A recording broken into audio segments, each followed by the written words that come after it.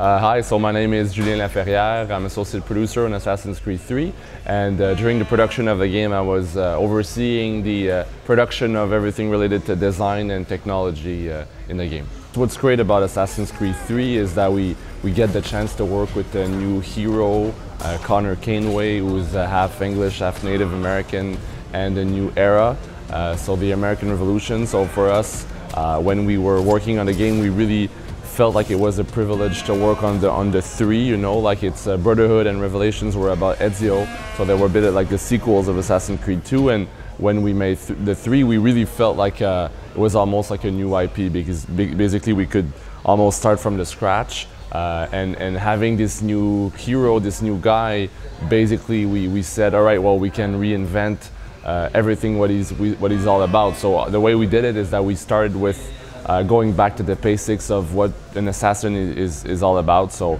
it's about navigation, it's about fight, and it's about stealth. And so we revisited those three pillars and said, how can we reinvent them and make a fresh new game within the Assassin's Creed franchise? Obviously, working on Assassin's Creed 3 is also a lot of new cool gameplay features. For us, the naval battles were a pretty big deal. Not only historically accurate, there was a lot of battles that were fought on sea, but just like the perspective of manning your own ship, basically being behind the bar. So we really tried to, I think it's the first time we have sailing from a third-person perspective, like where you actually get hold of the bar and really control the ship the way you want to. So we really wanted to give that experience, almost like a driving game in a certain way, but being able to tweak the sails and fire cannons and everything. So the naval battles was pretty big for us.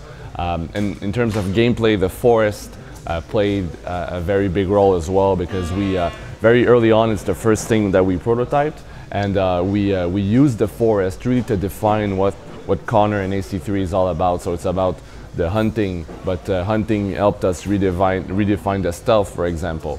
Climbing trees and rocks really enabled us to have a new navigation system, a new climbing system. So the forest for us is really the heart of the new features that we have on land. On AC3, making a game on the American Revolution obviously involved a lot of research. It's one of the most documented period of history. There's a lot of documentation available, there's a lot of references. So basically we had a full-time historian working with us at all time that just basically shoveled some documentation references, like movies, books, you know, like even original scripts and diaries of the period. So that was a very big source of inspiration for us, because, you know, like 80% of all the characters in AC3 are historical figures, and it's not only Americans will recognize, or anybody that's been in the US, like all the guys that are actually in the game are on the money. So that was pretty strong for us. So it's that sort of history that we're dealing with. So we had a lot of inspiration, but also a lot of constraint in a certain way, because you have to if somebody died in a certain way at a certain place, well, you have to respect that, to try to be as historically accurate as possible. We don't go crazy with the obscure details, but we try to be as historically accurate as we can, as long as the fun is still there, obviously.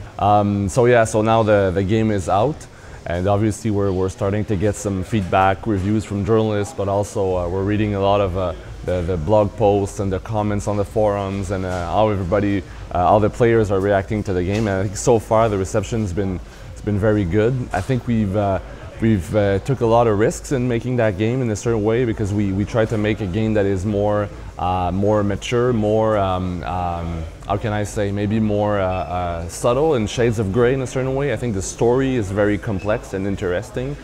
We obviously have a few twists here and there.